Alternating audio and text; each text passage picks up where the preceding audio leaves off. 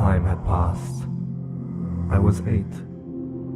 My brother, Cathan, found work making bread at the wheat mill, as well as a passion for outfitting steeds.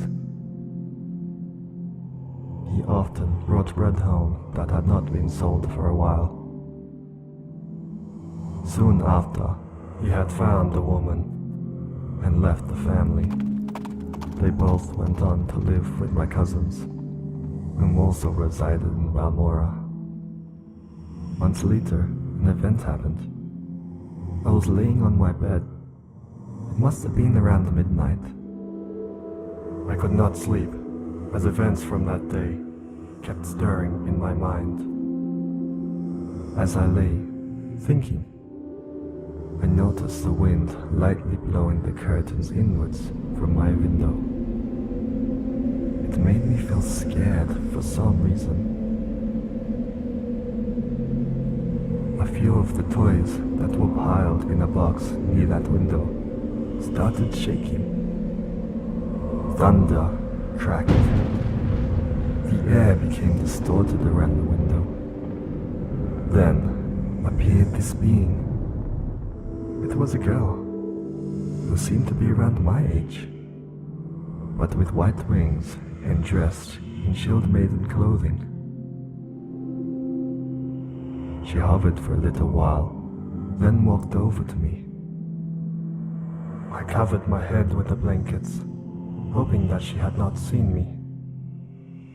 She sat on my bed and whispered, "My name is Alexa Alitri. I am known as the Spear of Truth of the Archangel Ethereal. I have chosen to become your guardian angel, sent to this realm to protect and guide you. Orders from above have told me you play an important role in the mortal and otherworldly realms."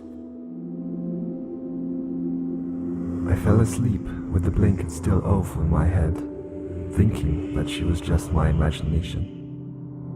My mind simply playing tricks on me. I awoke the next morning to her sitting on the foot of my bed. Alas, she was not of my mind as I initially thought. She seemed to be pondering over her thoughts, and has not yet realized I had awoken. I stared at her for a while. What an incredible beauty to behold, like a flower. Alexa then looked at me directly in the eyes and told me that she could hear everything that I thought.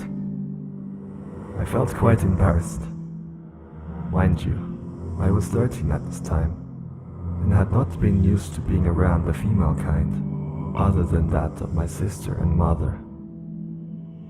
She went on to tell me that the little voice I could hear in my head is and always was her, but now I could see her. She explained that she would always be near, that she would only be a call away. Some call her the voice of reason, logic. Others call her your own personal experience. To me, the voice in my head is Alexa, my guardian angel, forever guiding me in the right direction. At the age of 13, my parents, Alexa, Camilla and I, then moved to the city of Caldera. A few months had passed and we had settled in. One day, I was going about my business, training, when I called upon Alexa as I had a question to ask. I cast a spell to summon her, a spell she had taught me, of which I use on a daily basis. But she was not appearing, though it did open a portal from which she usually travels through to our realm. Though this time, it remained open. Worried about her, I hastily pick up my sword and my shield that I use for training, and jumped into the portal. Landing on one knee, I appeared in the spirit realm. I could only stay here for a short while, as I was mortal. I was in a gloomy forest. The trees were dark brown. It seemed to be drained of life. Ahead of me was an open field of dead ashen grass. In the middle of the field was an arched tree, carved into some sort of cross. There was a girl tied to it, bound by her feet and hands. It was Alexa. I was filled with fear and rage. Standing next to her was this demon, a vixen, half woman, half fox. Her skin was pure white, and her fur as red as blood. She had her fangs in Alexa's neck, drinking her blood, it seemed. Surrounding her was an army of undead corpses, zombies. None of this would deter me, though. My beloved Alexa needed me. In my rage, I charged in. Hack after hack, slaying all that was before me. The god of light was with me. He imbued my weapon and shield. The holy flame that enchanted my sword caused my slashes to sever limbs with clean hacks. My shield, glowing with a cross, caused my smites to become explosive with light. I dispatched off the demon's army out of pure wrath. The only time I could feel rage is when another is harming a woman. The demon laughed and ran off, turning into a black fox as she sprinted away, leaving a trail of blood with her paw prints. I had no time to chase after this she-demon, that vixen of blood. I quickly ran back to aid Alexa and untied her, laying her down on the ashen grass. She seemed very different. Her hair and her wings had turned black. She had grown fangs. I looked into her half-open eyes. I could see that her irises were a crimson red. Her skin, even paler than before. She resembled the she-demon. She was being corrupted by the demon's fell venom. Alexa.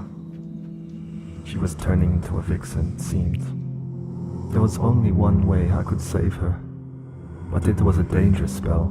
It could only be used once. The spell of redemption. This would ask that I sacrifice all my grace and holy light inside me.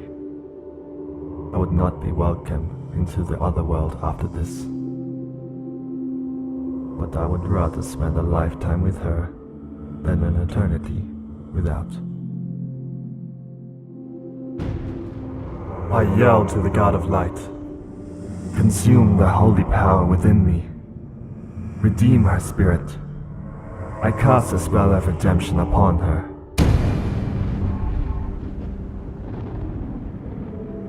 The corruption seeped out of her in the form of a green liquid and into my own skin. I had removed the fell corruption out of her into myself. I knew the protection of that spell would gradually wear down after 10 years and would ultimately turn me into a demon. Something I vowed to destroy. But that was a sacrifice I was willing to make. I noticed after that event, she was changed, more stern and brutal with her truths, though she seemed to be more realistic.